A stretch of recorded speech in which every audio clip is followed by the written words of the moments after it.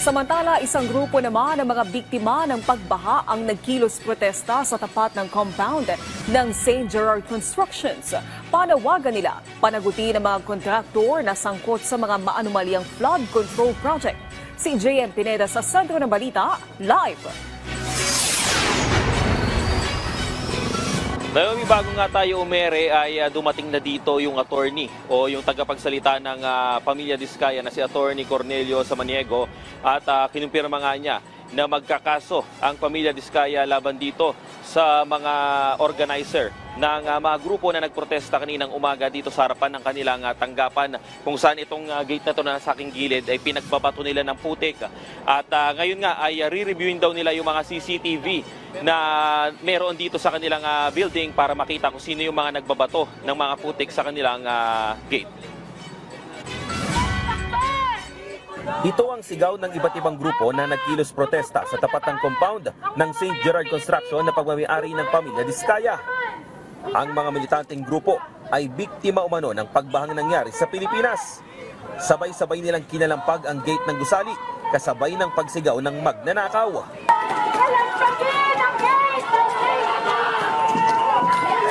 Pagtapos niyan, kumuha sila ng putik at pinagbabato rin sa gate.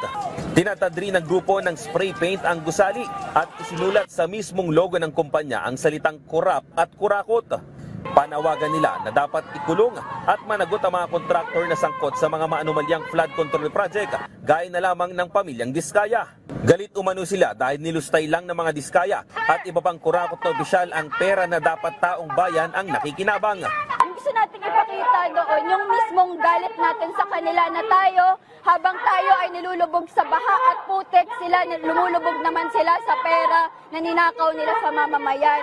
Gusto din natin ipakita na hindi ito ang unang kumpanya, unang opisina na pupuntahan natin para singilin. Pupunta pa tayo sa iba pang mga opisina ng mga kontraktor at iba pang mga opisina ng gobyerno na sangkot dito sa korupsyon sa flood control project. Git pa nila na ipinaglalaban lang ng bawat grupo ang mga Pilipino na nawalan ng trabaho, nawasak ang bahay at namatayan ng mahal sa buhay dahil sa mga pagbahang dulot ng palpak na flood control project. Umalalay naman agad ang Pasig PNP para hindi na lumala pa ang sitwasyon sa lugar. Nagpaalala rin sila sa mga balak pang magkilos protesta na maghinay-hinay sa mga gagawing aktibidad. Sa mga ganitong sitwasyon, dapat hindi natin mapayagan na may mga ganyan na mangyari. Kasi they might be committing a case of malicious mischief. With them, or they will be the one to coordinate with us, then we will assist them. Sa ngayon, patuloy ang investigasyon ng Bureau of Customs o BOC sa 14 na high-end cars ng Diskaya.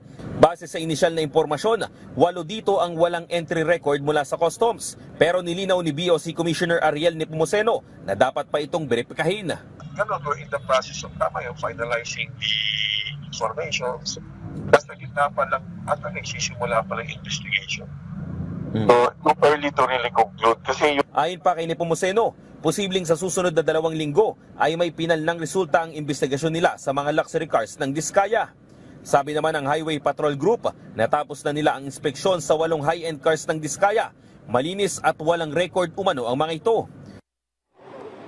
Ngayon, ngayon nga itahimik na ang sitwasyon dito sa labas ng compound ng St. Gerard Construction at kanina dito lang may nakikita tayong mga opisyal ng PNP na nagbabantay pa rin ng sitwasyon. Hanggang ngayon nga ay bantay sarado rin to ng Bureau of Customs pati na rin ng Philippine Coast Guard. Yan muna ang latest. Balik sa iyo, Naomi.